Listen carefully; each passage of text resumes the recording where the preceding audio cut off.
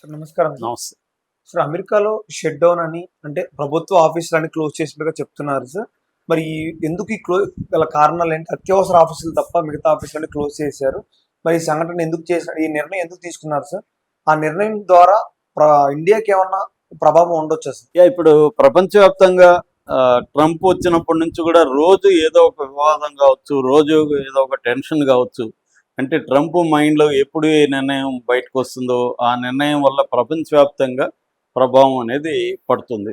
Refill effect అంటారు. అట్లాంటి refill effect అనేది ప్రపంచవ్యాప్తంగా పడుతుంది. ఇప్పుడు మామూలుగా గతంలో మన ఇండియాకి సంబంధించి అయితే ఫస్ట్ ఏమో యాంటీ ఇమ్మిగ్రేషన్ లా తీసుకొచ్చాడు. దానివల్ల చాలా ప్రాబ్లమ్స్ వచ్చాయి. రెండోదేమో టారిఫ్స్ వేశాడు. దాదాపు 50% మన దేశం నుంచి ఆ దేశంకి వెళ్ళే ఎక్స్పోర్ట్ గూడ్స్ మీద టారిఫ్ వేశాడు. తర్వాత H1B వీసాల రిస్ట్రిక్షన్స్ పెరిగాయి.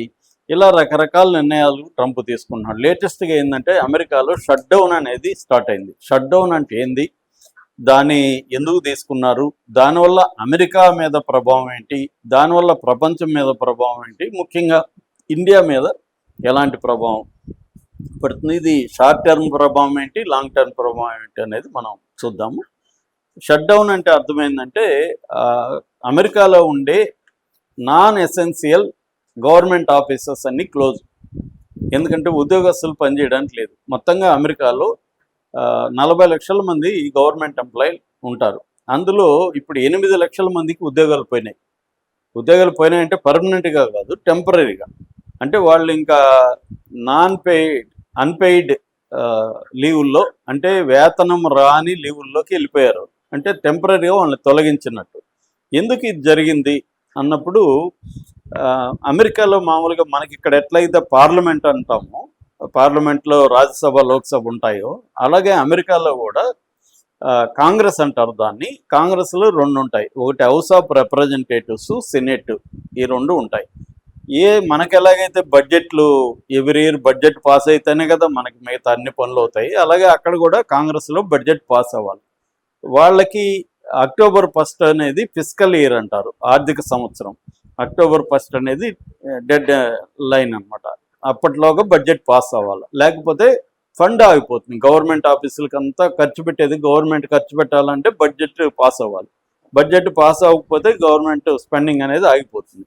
ఇప్పుడు ఏమైందంటే అక్కడ బడ్జెట్ పాస్ కాల, మొన్న అక్టోబర్ 1కి బడ్జెట్ పాస్ కాలేదు కాబట్టి ఇప్పుడు బడ్జెట్ ఆటోమేటిక్గా ఆగిపోతుంది. ఆగిపోవడం వల్ల గవర్నమెంట్ ఎంప్లాయీస్కి శాలరీలు కూడా రావు. కాబట్టి శాలరీలు ఆగిపోయినాయి.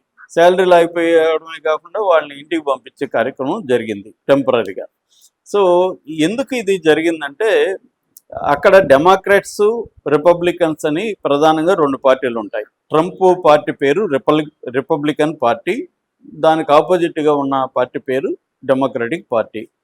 ఇక్కడ ఏంటంటే ట్రంప్ వచ్చినప్పటి నుంచి కూడా కొన్ని డ్రాస్టిక్ నిర్ణయాలు తీసుకుంటున్నాడు. అందులో ఒకటి ఏంటంటే గవర్నమెంట్ స్పెండింగ్ని కట్ చేయడం. దీనికోసం డోజ్ అనే ఒక డిపార్ట్మెంట్ కూడా పెట్టారు. డిపార్ట్మెంట్ ఆఫ్ గవర్నమెంట్ ఎఫిషియన్సీ అనే పేరుతో డిపార్ట్మెంట్ పెట్టాడు. దానికి బాస్గా ఎలన్ మస్క్ పెట్టాడు. మళ్ళీ వీళ్ళిద్దరి గొడవలు వచ్చి బయటకు వచ్చేసాడు ఎలన్ మస్క్.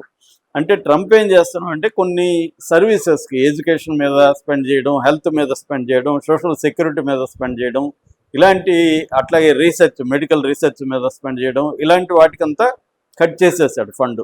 ఆయన ఉద్దేశం ఏంటంటే ఆల్రెడీ అమెరికా $35 ట్రిలియన్ అప్పులో ఉంది. జాతీయ అప్పు, నేషనల్ డెట్ అంటారు. ఇది $35 ట్రిలియన్. అంటే మన ఎకనామీ ఇప్పుడు $4 ట్రిలియన్ ఎంత ఉంది, 3 to 4 ట్రిలియన్ మన మొత్తం ఎకనామీని. కానీ అమెరికా అప్పే $35 ట్రిలియన్ ఉందంటే మనం ఊహించుకోవచ్చు. అంటే చైనా ఎకనామీనే $19 ట్రిలియన్ ఎంత ఉంది. అమెరికాకి అంత అప్పు ఉంది. ఈ అప్పును తగ్గించాలంటే గవర్నమెంట్ స్పెండింగ్ని తగ్గించాలి అనేది ట్రంప్. దీనివల్ల ప్రజలకు మేలు జరుగుతుంది అనేది ఆయన ఉద్దేశం. సో తగ్గించడం వల్ల ఏమవుతుందంటే పేద ప్రజలకి మెడికల్ కేర్లో, ముఖ్యంగా ఎడ్యుకేషన్ అండ్ మెడికల్ కేర్ అనేది అందరికీ నిత్యావసరాలు.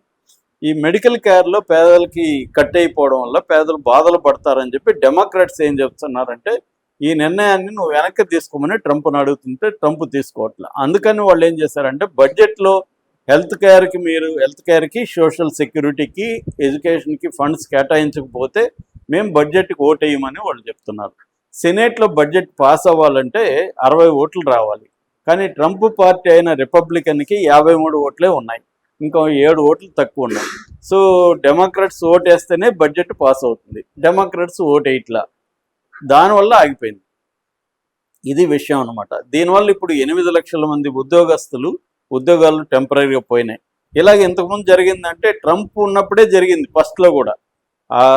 మామూలుగా అమెరికన్ చరిత్రలో 1976 నుంచి ఇప్పటి వరకు 21 సార్లు షట్ డౌన్ జరిగింది. అయితే అంతా కూడా 2 రోజులు, 3 రోజులు, 4 రోజులు అలాగే షట్ డౌన్. కానీ ట్రంప్ 2018 చివరిలో ఇట్లాగే అప్పుడు కూడా గొడవ జరిగి షట్ డౌన్ చేస్తే 35 రోజులు జరిగింది. అంటే అమెరికన్ చరిత్రలోనే ఎక్కువ కాలం షట్ డౌన్ ట్రంప్ పీరియడ్లో 35 రోజులు జరిగింది. ఇప్పుడు మళ్ళీ 7 ఏళ్ల తర్వాత ఇదే ట్రంప్ పీరియడ్లో మళ్ళీ షట్ డౌన్ స్టార్ట్ అయింది. ఇది ఎన్ని రోజులు జరుగుతుందో తెలియదు, 35 రోజులు దాటుతుందా, ఎన్ని రోజులు జరుగుతుంది అనేది తెలియదు.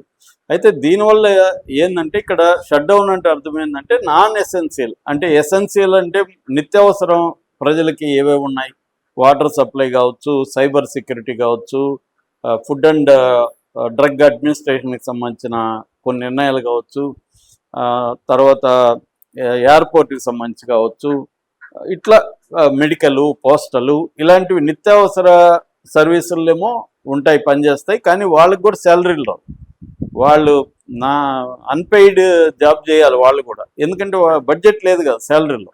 కానీ వాళ్ళకి మళ్ళీ వస్తాయి, ఈ బడ్జెట్ ఓకే అయినాక పాత శాలరీ కూడా వస్తుంది. కానీ మిగతా 8 లక్షల మంది అయితే ఉద్యోగాలు టెంపరీగా పోయినాయి. దీనివల్ల ఎఫెక్ట్ ఏమేమి జరుగుతుందంటే, మొదటిది ఎకనామిక్ డేటా అనేది ఆగిపోతుంది. ఎకనామిక్ డేటా చాలా అవసరం.